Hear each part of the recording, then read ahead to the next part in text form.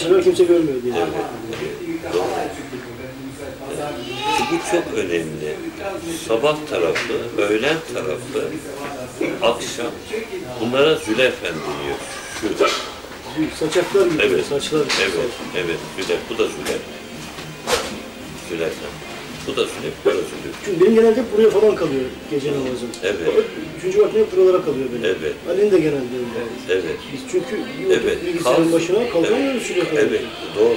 Gel bilgisayar oynuyoruz, ilim Evet. peşindeyiz. Evet. İlim peşinde. Allah zikri peşindesin. Şimdi taraf ve ennaharı günün iki ucunda değil çevirmek çok yanlış. Taraf demek, bunun iki tarafı demek. Bu tarafı nereye kadar? Uçlara kadar. Uç kelimesi kullanılmıyor. Bakın, zülüf uç. Allah ne diyor biliyor musun? Allah burada ne diyor? Günün iki ucu arasında dersek oluyor mu? Şöyle diyelim. Ucu değil, arasında. Evet. Bu zülüfe kadar olan bu iki taraf. Şimdi tarafı belirleyelim. Taraf buradan çıkışlı. Nereye kadar? Buralara kadar değil. Zülüfe kadar. Tercüme de yanlış bundan kaynaklanıyor. Uç dersen zülüftür. Uç, en son uç. Ekstrem demek. Bu da bir uç, zıt uç. Tarafın buradan başlar. Şu kalemi dikeceksin diyor, gölge ne zaman en kısaysa diyor, tamam mı? Bu taraf başlamıştır diyor. Buraya kadar gölge kısalmaya devam ediyor. Allah öyle diyor, biliyor musun? Buradan 5 vakti nasıl çıkarttılar? Nasıl çıkıyor? Ben de bulamadım. Bu zülüf, burada bir vakit yok. Şuraya kadar doğrular. Şuraya kadar. Evet. Buraya geliyor adam böyle bir bölüyor. O nereden bölündü? Şurayı böyle bölüyor. Nereden bölündü? Evet. Bir de böyle bölüyor. Direkt burada. Şurayı yapıyor, şurayı yapıyor, bir de şuraya yapıyor. Direkt burada. Böyle bir direk var mı? Doğru, Burada mı öyle bir direk. kısalıyor yani? Onlara bak şöyle, şurayı bir bölüyor mesela, şuraya bir ikili koyuyor. Anladım. Şuraya bir akşam koyuyor. Burayı da böyle buralara yapıyor. Evet. Bunu yok ediyor zaten. Bir sağlam, bunu da yanlış yapıyorlar gene. Evet. Şurada falan okuyorlar. Evet. Tabii Bir tek bu doğru gibi sanki. Evet. Evet. Bir tek doğruları bu Sabahattin Evet. Usta. Evet. Onu otanamaz diye çeviriyorlar. Evet. Taraf, direğin iki taraflıdır. Zülüf, gidebileceğin en son uçtur. Birinci uç, ikinci uç. Bitti. Yani bu vakit tren kaçtı hesabı bu. Trenimiz kaçtı. Sonraki tren. Bilince ne kadar kolay da. Çizince de kolay. Bilene Çizince, kadar da evet. ne kadar zor geliyor insana. Evet. Şimdi sabah tarafına niyet ediyorsun. Öğlene niyet ediyorsun. Geceye niyet ediyorsun. İster neydi, ister işe fark etmiyor. Ben samimiyim. Ben söyleyeyim. Niyetim şöyle.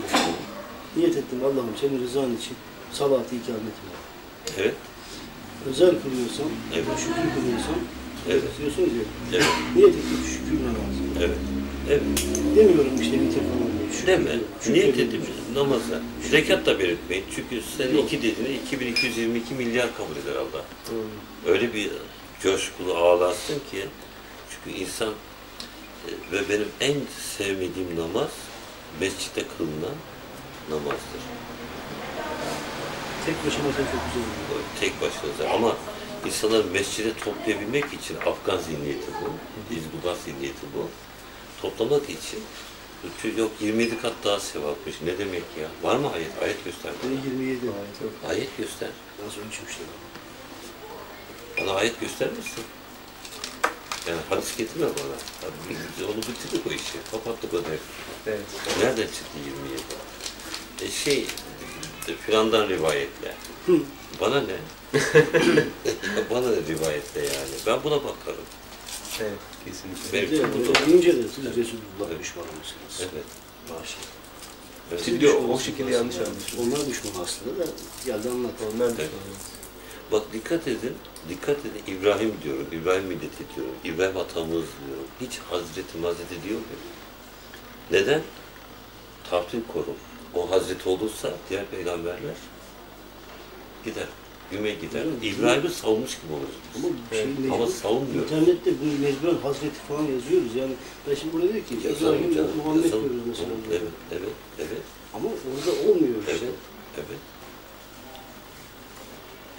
Yani ben Hazreti İbrahim'in diyorum şimdi özel bir konumu olmadığına, her peygamber arası ayrım olmadığı gibi ben eğer Resulullah Efendimiz'e getiriyorsa salatü selam İbrahim'e de getirmek zorundayım. Ne diyor ayet? Dikkatinizi çekerim.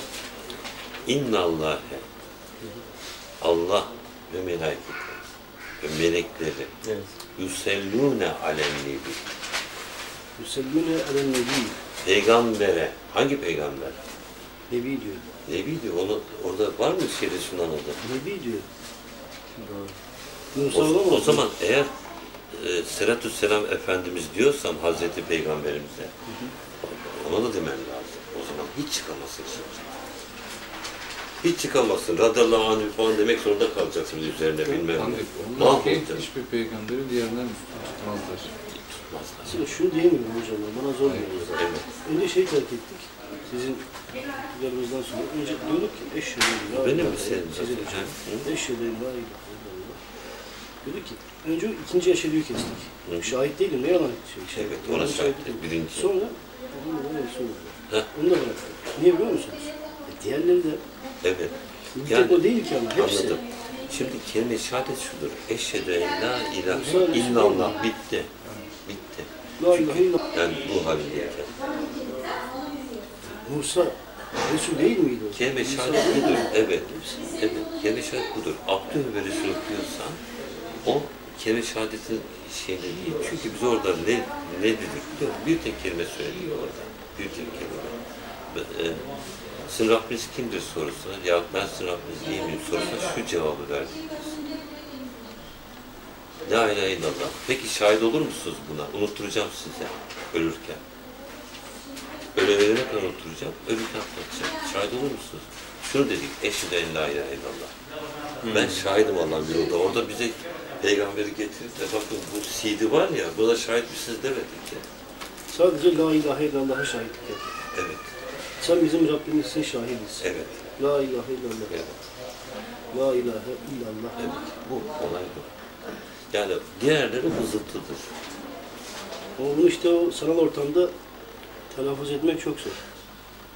Öyle yanlış anlamalar oluyor ki içimizden dışımızda. Evet. Her türlü. İşte ama bilinç bizde.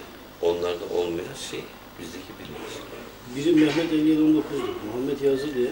Muhammed Efendi eyvah falan bir sürü laflar soktu. Ya, Niye öyle yazdın diye. Bunu yazabilir mi? Dışarıdan biri bunu yazarken çekiyor. tabii tolerans göstermemiz de lazım. Yani şöyle ikaz etmemiz lazım. Mesela bunu yazalım. Bu konuşmalarımızı niye yazmadık? Yazmalıyız bunlar aslında. Değil, orası için değil. Hani şey Efendim? için, orası için değil. Evet buyurun. Evet, tamam mı? Tamam. Yani, değil mi?